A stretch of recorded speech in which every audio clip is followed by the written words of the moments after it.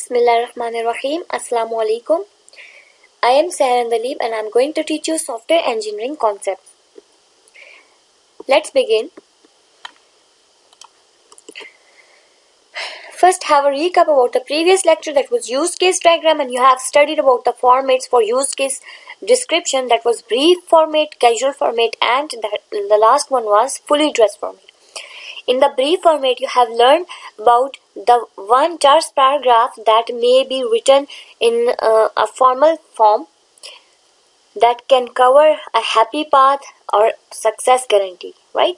So the casual format was the one paragraph was like brief paragraph that has happy path, and the other paragraphs may represent the other unusual paths. The last one is fully dressed. Fully dressed format is basically a template that should be filled in order to achieve the user goal. There are preconditions, post-conditions, and primary actors, stakeholders, and a lot of others you have studied in the previous lecture.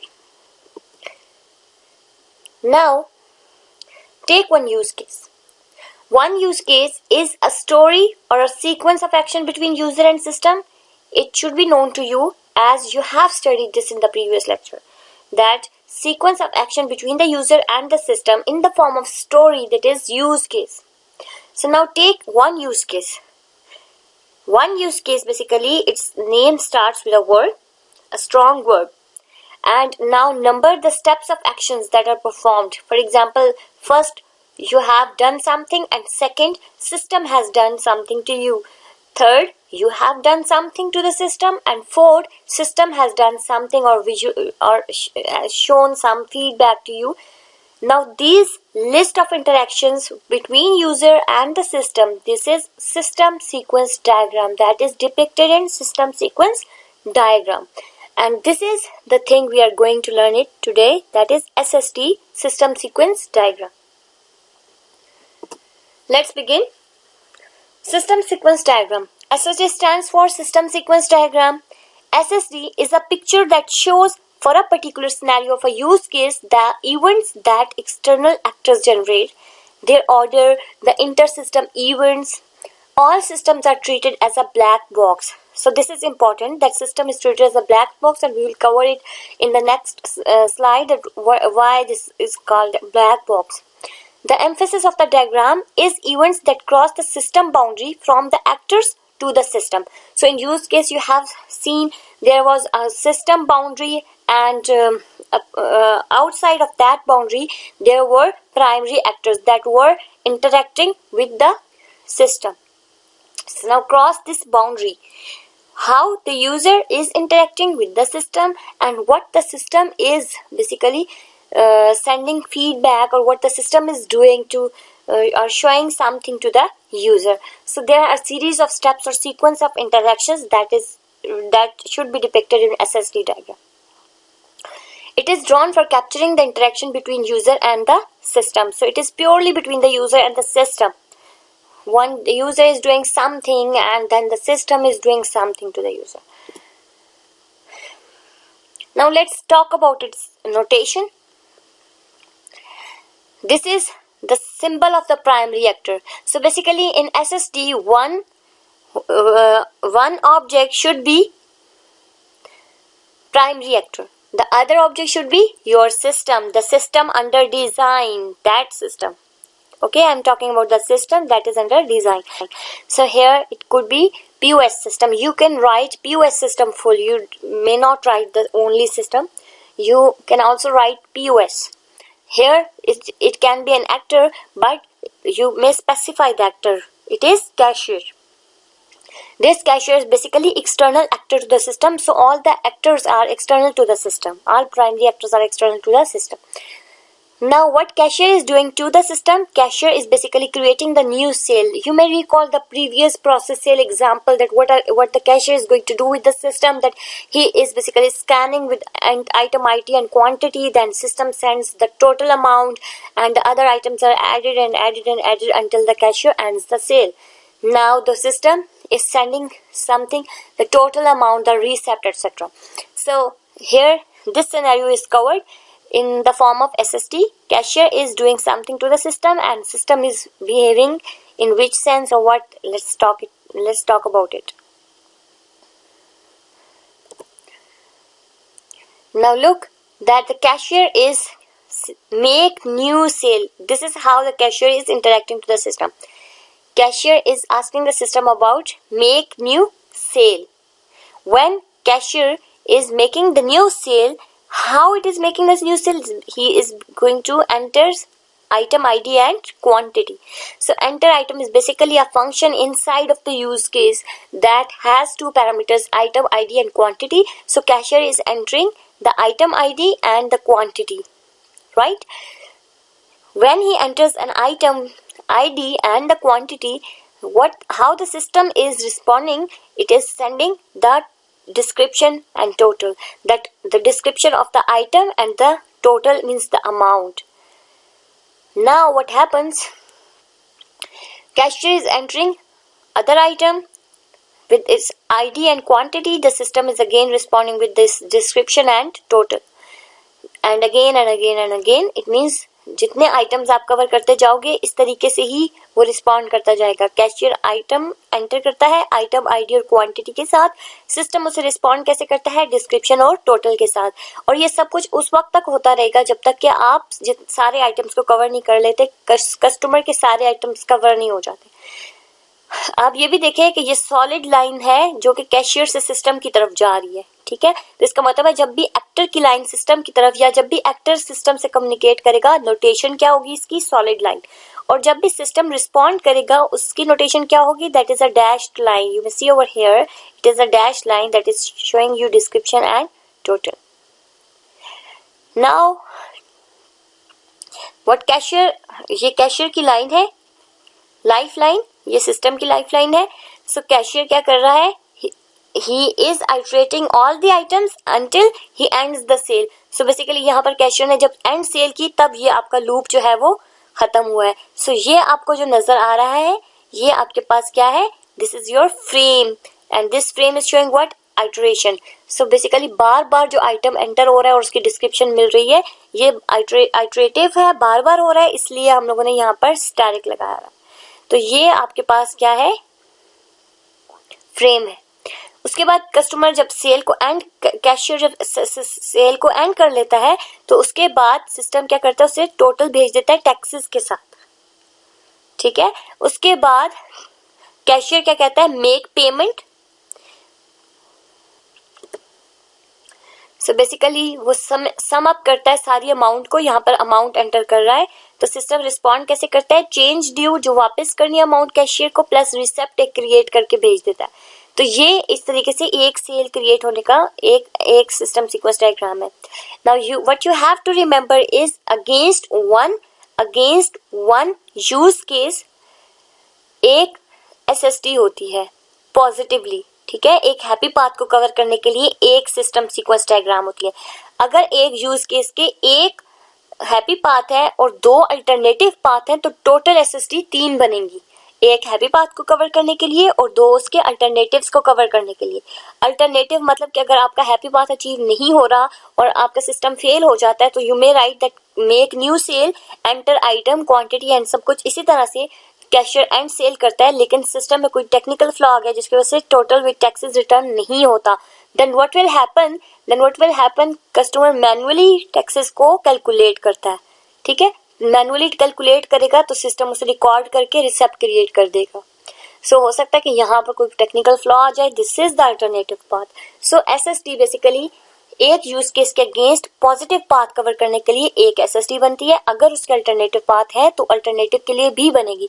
So if a use case has one happy path and two alternatives of 3 or I say 3 alternative paths, then 4 SSD will be diagrammatically represented. इसके अलावा अगर मैं simple इस question को और भी कर लूं, आसान कर लूं कि अगर एक यूज केस के 5 अल्टरनेटिव पाथ हैं तो टोटल एसएसडी कितनी बनेगी? That should be 6 because 5 alternative scenario है तो there should be 1 happy path. That is must. Happy path must होता है. एक ऑब्जेक्टिव मीट होने के लिए एक हैप्पी पाथ जरूर होता है. ठीक है, तो इसलिए टोटल 6 आपके पास एसएसडी बन जाएंगे. I hope you got that. Now another thing is system is black box in SSD. So basically this system is black box.